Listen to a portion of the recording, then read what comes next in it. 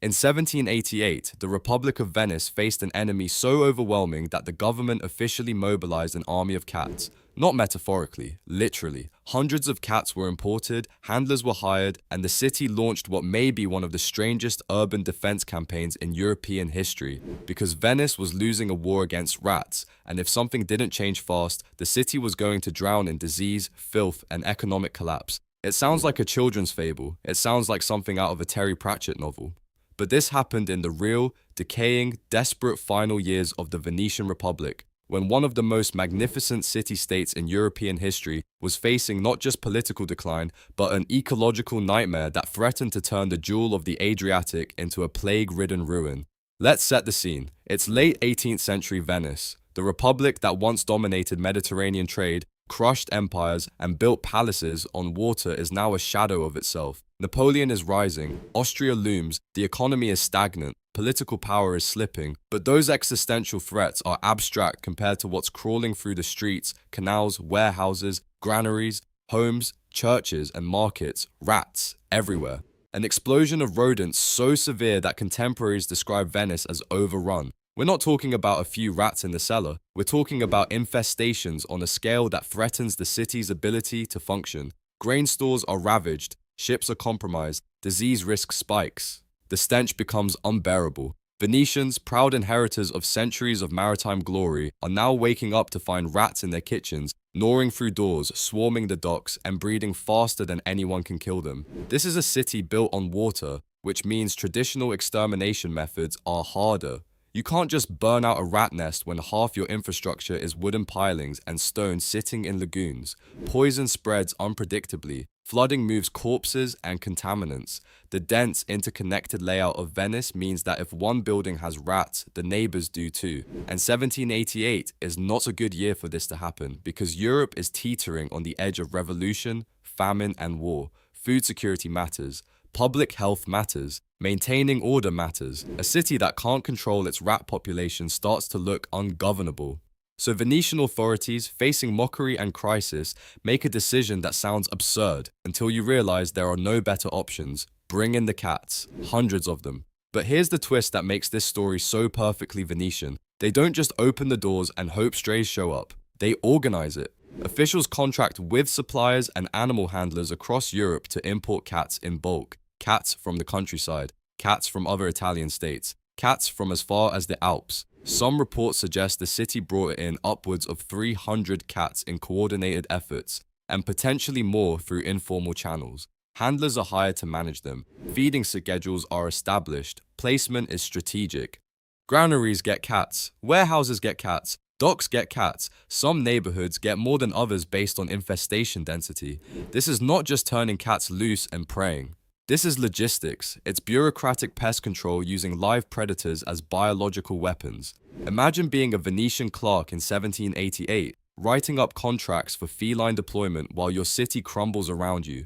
Imagine being a cat handler arriving by boat with crates of hissing, stressed animals, tasked with unleashing them into a foreign city and making sure they actually hunt instead of just disappearing into attics. It's surreal, it's desperate, and it's one of those moments where you can feel the gap between Venice's self-image as a sophisticated republic and the grim reality of just trying to survive the day. And here's the thing, it kind of works. Not perfectly, not immediately, but slowly, reports suggest the rat population begins to decline.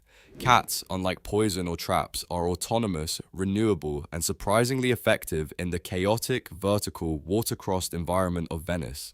They hunt at night, they squeeze into places humans can't reach, they reproduce, which means the population sustains itself if managed carefully. Within months, the worst of the infestation starts to ease. Grain loss is slow, disease anxiety drops, the stink recedes. Venice, humiliated by the need to import cats like military reinforcements, begins to stabilize. But let's zoom out, because this story is about more than rats and cats. This is the Venetian Republic in its twilight. Less than a decade after the cat importation, Napoleon will invade. In 1797, the republic that had lasted over 1,000 years will vote itself out of existence under French pressure. Venice, the city that once dictated terms to emperors, will become a pawn traded between France and Austria. The glory is over. The cats, in a way, are a symptom of that decline. because a confident, powerful Venice wouldn't need to beg Europe for animals to control a pest problem. A republic at its height has infrastructure, resources, and social cohesion to prevent infestations from spiraling. But by 1788, Venice is hollowed out, the state is weak, the economy is fragile, even basic urban management has become a crisis. So yes, the cat army is funny in a darkly absurd way, but it's also tragic because it shows how far Venice has fallen. This is a civilization trying to solve an apocalypse with household pets, and the irony cuts deeper. Venice built its fortune on control of trade route, control of the sea, control of information. The whole city is a triumph of human engineering over nature, a place that shouldn't exist, but does, because Venetians willed it into being. And now, at the end, nature is winning, not through a storm or an earthquake, through rats. The payoff here is that the cat importation becomes a weird, perfect metaphor for the entire late Republican period. Desperate, improvisational, slightly ridiculous, and just barely effective enough to delay the inevitable. Venice survives the rats. But it doesn't survive the revolutionaries, the armies, or the new world being born around it. And maybe the most haunting part of the story is how quickly it gets forgotten. Venice's art, architecture, and political history dominate the textbooks, the paintings, the Doge's palace, the naval victories, the intrigue. That's what we remember. But the cats, the handlers, the bureaucrats scrambling to manage a plague of rodents while the Republic dies, that gets buried. It's embarrassing. It doesn't fit the romantic image of Venice as a timeless floating masterpiece. But that's exactly why it matters.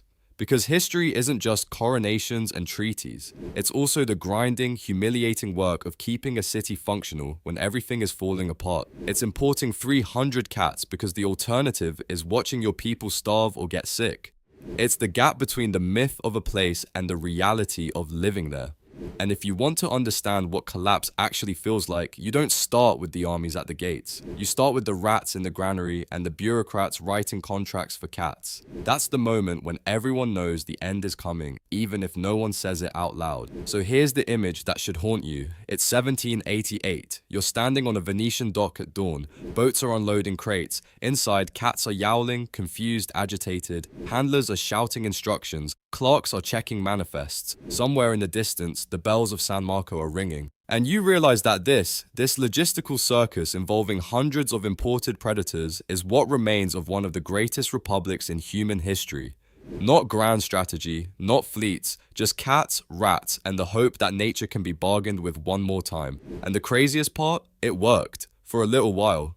Long enough for Venice to pretend it still had control. Long enough for the bureaucrats to file their reports and say the crisis was managed. And then, less than a decade later, it was over. The Republic dissolved, the cats remained, and history moved on, leaving behind one of the strangest, saddest, most grimly funny episodes in the long decline of a once mighty state. So if a modern city today faced collapse, economic, ecological, political, and responded with a patchwork solution that sounded desperate and absurd, but technically worked for a moment, would we call that resilience? Or just a really well-organized retreat?